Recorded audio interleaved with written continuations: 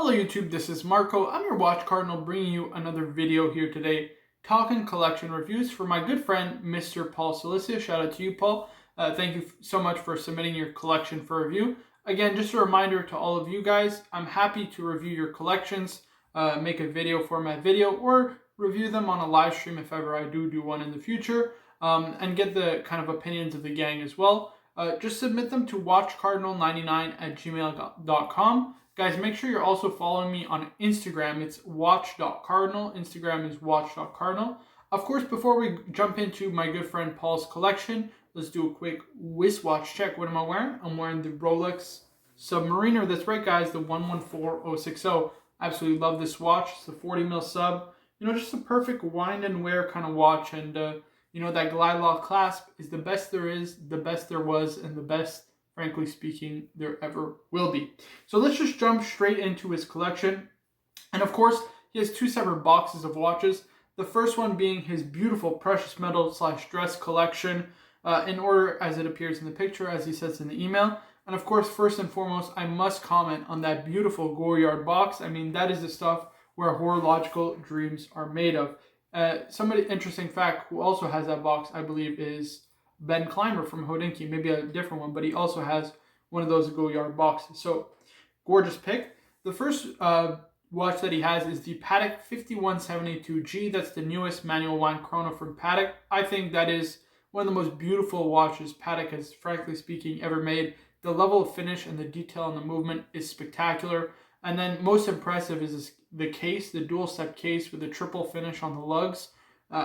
Just absolutely incredible. I love the syringe style hands, the pilot style numerals on the dial. I think it is just a mix of sports and dress that's done so elegantly and so perfectly that it is a timeless classic. Just absolutely beautiful. Probably my favorite manual wind Patek chronograph. So absolutely unbelievable. Next is the Patek 5146, which is an annual calendar in G, so in white gold. An interesting fact about this that makes it a little bit unique and collectible is that it has the Geneva seal. So this was prior to Patek switching over to the Patek seal, which they now do nowadays. It was a little bit because the Geneva seal kind of got watered down, ultimately became kind of a cash grab, if we're being honest with one another. And a lot of people were passing the Geneva seal test while they shouldn't have. The standards hadn't been updated in quite a few years. Quite a few decades, let's say.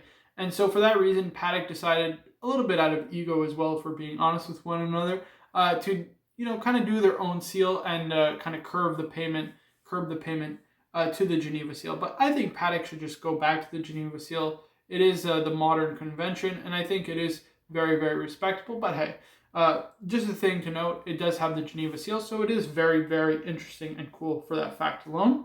Next is the 5110P, which, come on.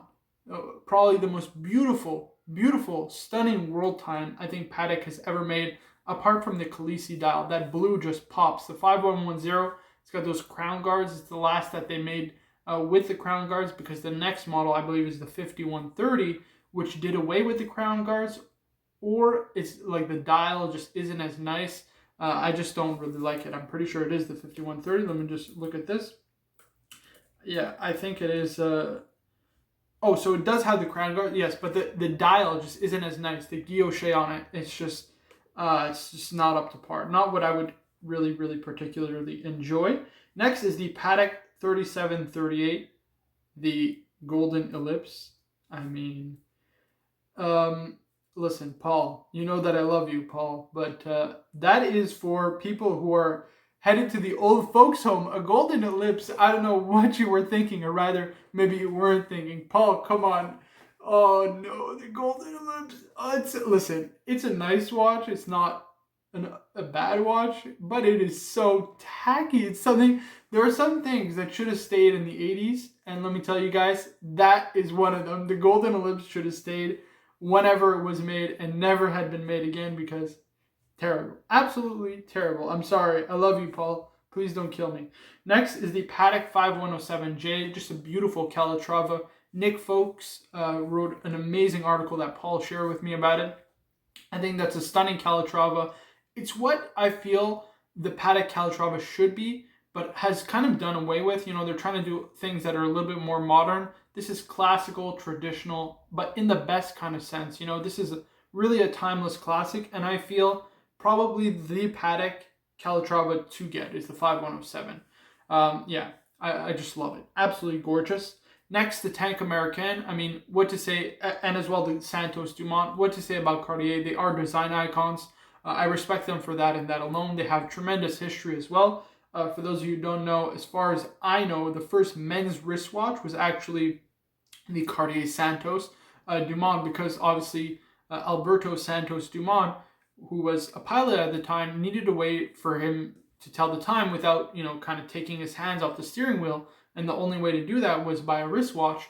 And so for that reason, obviously Cartier indulged Alberto Santos Dumont and created the Cartier Santos Dumont, as it's now known, and allowed him to obviously fly with a wristwatch on his wrist. So that is the first wristwatch in history, which is a pretty cool fact. Next is the Chopard LUC 16/1860. Absolutely phenomenal watch. I love that. That is the one watch, I must say, that I am jealous that you own, because it is such an amazing bang per buck value, and I love that salmon dial. Salmon dials are so rarely done, and when they are done, they're so rarely well done, which is a problem, and I feel is very, very unfortunate. This has tremendous beauty and I think elegance to it. The dials are actually made, as far as I know, by Medellin, which is the same company that makes the dials for Philippe Dufour, which is excellent. And this has a beautiful micro rotor caliber. I think it's the 3.96 or the 1.96. I can't remember, but I'll put it on the screen to remind you guys what it is. It's slightly less desirable than the higher finish one, which I believe is the 1.96 or the 3.96, excuse me. This has the 1.96. And it's slightly less desirable because it has a little bit less work done. Supposedly there's less perlage work on the base plate, and there's also not the black polished swan neck regulator like there is on the 3.96. Personally, I think just take the discount and get the 1.96. It would have passed the Geneva seal test if they had sent it in. They just didn't, probably because they didn't want to pay to get it Geneva sealed, even though they could have commanded a bigger premium. But the 1.96 is just a beautifully finished watch and movement. And I think this watch is stunning. Do not ever get rid of this watch. And if you do want to get rid of it, please contact me first. I shotgun that watch. So yeah, that is a phenomenal watch. I must admit, I'm extremely jealous that you have that in the collection. And if ever you do plan on getting rid of it, call me first. Now, let's move on to the Steel/Sports collection, which is his second box. And the first box, he was doing so well, apart from that Golden Ellipse shitter that we won't talk about and we'll just move swiftly on from. But I looked at the second box and was like, Paul, what are you doing here? Listen, mistakes were made. We've been hoodwinked. We've been bamboozled, led astray, run amok. Paul, this is not what I want to be seeing. First is the Chopard 168510-3001, blah, blah, blah, blah, blah, in titanium.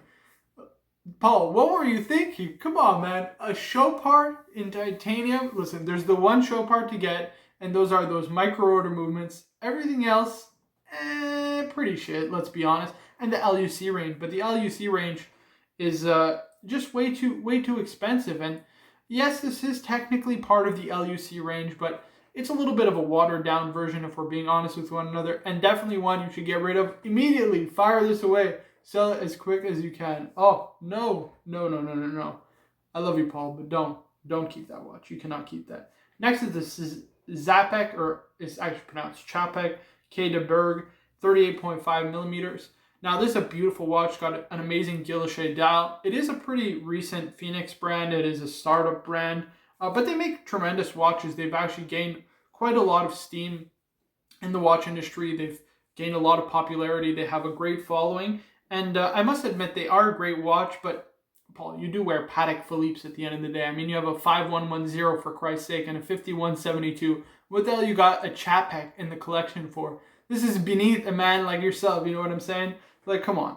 Chapek is a great watch, but for somebody who can't get a Patek Philippe, because for those of you who don't know, Chapek was actually the original partner of the Patek side of the Patek Philippe, and he ended up leaving or double-crossed him, or I can't remember the story exactly, but he ended up leaving him, and then Patek obviously met Patek, the Philippe side of Patek Philippe, and they ended up collaborating, working together, and then the rest is history. But Chapek himself, he was a pretty good watchmaker in his own right, historically, and this is kind of uses his name to kind of commemorate what he achieved. And the watches are beautifully finished, they're beautifully done, but at the end of the day, if you're wearing Patek Philippe, let's be honest, Chapek just doesn't belong. Next is the Rolex GMT Master 2 Batman, the 116710 BLNR. As you know, I have the 126710 BLNR. I think that the Batman is the best watch, or the GMT complication is the best watch that Rolex makes. And in particular, I like the Batman. I have a preference to it. So I think that is absolutely stunning. The Rolex Submariner 14060M, gorgeous pre-ceramic Submariner. Not much else to say. An icon. Probably the most iconic watch that Rolex makes is the Submariner. So got to have that in the collection. Next is the Rolex Datejust M 116200 with a Jubilee dial. Terrible, terrible. Plus it's 36 millimeters. Let's be honest, Paul. You have a pretty big wrist. It looks like a ladyboy watch on your wrist. It does not look good on the wrist. Paul, you sent me a picture of that watch and I gave you my honest opinion. I'm going to give it to you again. It looks small on the wrist. Get rid of it. 36 mil. Listen, for a guy who has a substantially sized wrist, it does not look good. So I love you, Paul, but please, you got to sell that. The Omega Speedmaster Trilogy Limited Edition. I hate the Speedy. I really don't like it. It's gimmicky. It's playing on, prior history. And honestly speaking, you got a Patek chronograph. What are you doing with the Speedy? You don't need a Speedy. Omega Geneve, which is his birth year watch. Shitter. Absolute shitter. Let's be honest. What do you got that watch in the collection for? Come on, Paul. A shitter. An Omega Geneve. Come on, man. I love you, Paul. You can't keep that. You can't keep that either. Jaeger LeCoultre Grand Reverso 976. Beautiful watch. Redundant. You've got a lot of dress watches. I just think it is a little bit redundant. And now is the two most disappointing parts of the collection, Paul. The first is the IWC Spitfire. You bit on the marketing campaign. Why? Why would you do that? Why would you buy an IWC? No, you do not buy IWC, okay? Especially not this watch in particular.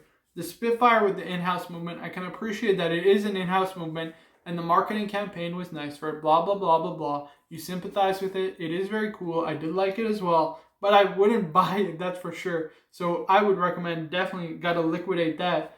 And the last one where you got hoodwinked by Hodinkee. Come on, Paul. You can't do this. The Tag Heuer Carrera Dato limited edition for Hodinkee. No, terrible. Absolutely terrible. Get rid of it. You have to get rid of it. Please, please, Paul. So I've had a little discussion with him. I'm not going to factor in anything as it relates to kind of sentimental value. What I recommend to Paul is trim the herd. You got to trim the fat. You've got too big a collection, in my opinion. You've got things that are redundant, that don't really belong, and that, frankly speaking, shouldn't be in the collection or even be considered as part of it. And listen, this is just one man's opinion. I think you can have an amazing 8-piece collection inside of that Goyard box. You've also already got an amazing start to the 8-piece that I'm going to suggest. And so let's get right into it. The first watch is the 116710 BLNR. Obviously, that's the Batman on the Oyster bracelet. You got to keep that. You can't sell modern Rolex, as you well know. You just buy more. The sub 14060, the 14060, you got to keep that as well. I think a GMT and Submariner, perfect 2-piece combo deal. As well, it's a no date sub, so I think that's even better. Just a simple wind and wear kind of watch. Good anywhere travel watch if you choose, if you want to go on vacation with it. Fantastic under the radar choice. I love that. Next is the Chopard LUC Salmon Dial. Again, I absolutely love that watch. I think it's stunning. It gives you a little bit of a dial variation in your collection because it is a salmon dial. And again, if ever you do want to sell it, please contact me first. But I think you definitely should keep that. That is a watch that is definitely worth keeping in the collection.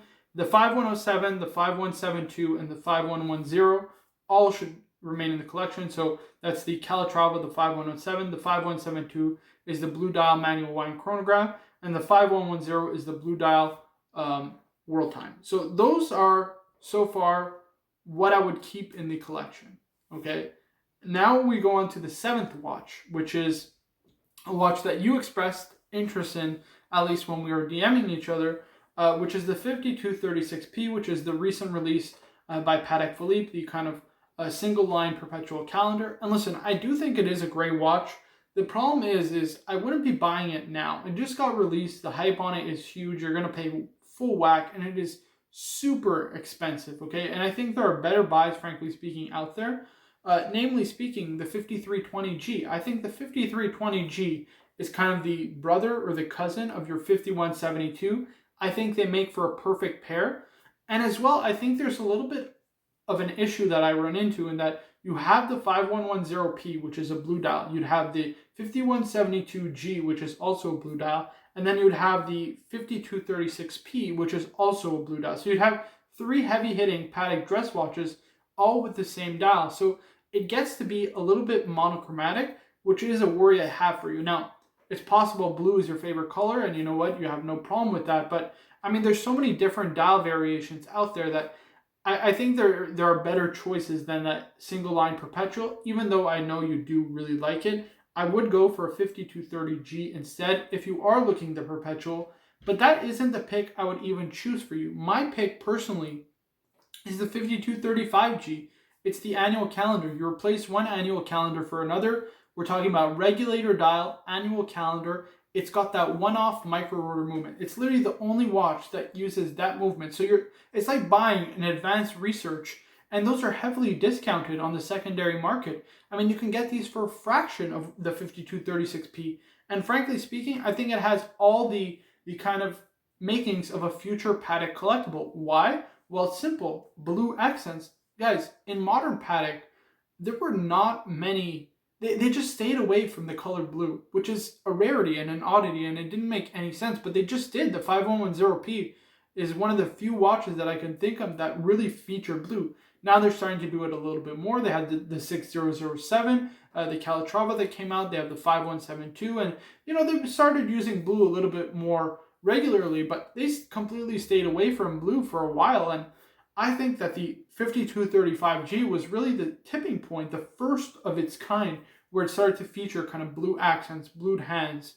Again, it has that one-off micro rotor movement, which I think is absolutely gorgeous. You get a view of everything. I mean, you get a beautiful open gear train that you get to admire every single day, and that micro rotor, just gorgeous. The perlage on the base plate is, I mean, what you would expect from the most prestigious brand in all of watches. And I think it's a much better deal than both the 5320G and the 5236P, which you are looking to get or would like to get. So if I'm you, I would definitely get the 5235G over both the 5236P and the 5320G.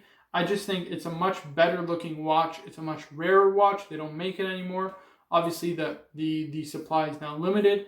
And again, you're getting all the makings of a future collectible from Patek Philippe. Regulator dial, which is out of the ordinary. Blue accents, blued hands, again, which is out of the ordinary at the time.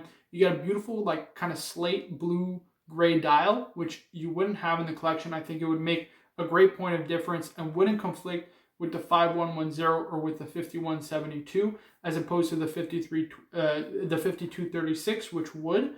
And I think as well, you just get a stunning watch from Patek at a fraction of the price. So I think the 5235G is definitely the one to get. And then this was where I had a little bit more trouble, because you had one more watch to round out the collection, which was the 8 pieces, which I'll reiterate in a second. And I couldn't figure out. I said, maybe he needs a little bit more steel sports. And then I said, I mean, he likes mostly dress watches, right? And he's got 2 Rolex.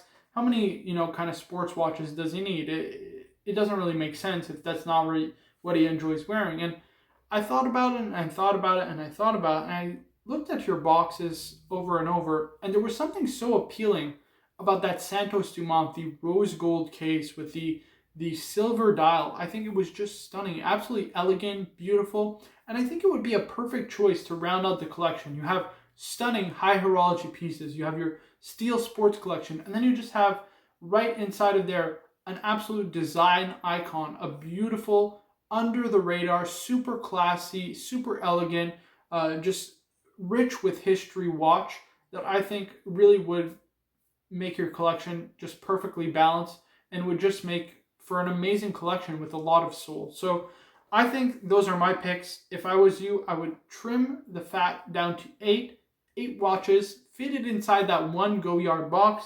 I would keep the Batman, the 116710 BLNR, the Sub 14060, the Chopard LUC, the Salmon Dial, the 5107J from Patek Philippe, which is the Calatrava, the 5172G, the manual wine Blue Dial Patek Chrono, the 5110P, which is the Blue Dial World Time, of course, the 5235G, which is the regulator dial annual calendar from Patek, and last but not least, that rose gold Santos Dumont.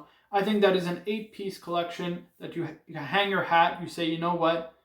I don't really need anything else. That is just an absolutely incredible collection. And you use the rest of the money because you would be saving a lot of money. You know, you would be selling off quite a few watches, and you have the majority of these already. So, you know what I mean? You would be saving a heck of a lot of money. Just enjoy life. Smoke some beautiful cigars. I see your Instagram. You love cigars. Enjoy some beautiful food. Get some nice time away with the family. Vacation. Absolutely amazing. It would be so great. I think that you can just really enjoy yourself. Maybe get a nice car and drive around with the Patek Philippe's on the wrist. You know what I'm saying? The new 5235G on the wrist while driving. That would be something where dreams are made of. But those are just my recommendations. It is quite a long video, 20 minutes long, but I feel he really did deserve, you know, his just due. He has an amazing collection. He is a great friend of mine. So to Paul, those are my suggestions. I know I'm ripping your heartstrings because ultimately I'm getting rid of more than half your collection, and I gotta do it. I'm sorry, but those are my choices. I love you, Paul. Hope you enjoyed the video, guys. My name is Marco. I'm your watch cardinal, and I'll see you guys in the next one. Make sure to like, subscribe, and tell your friends. See ya.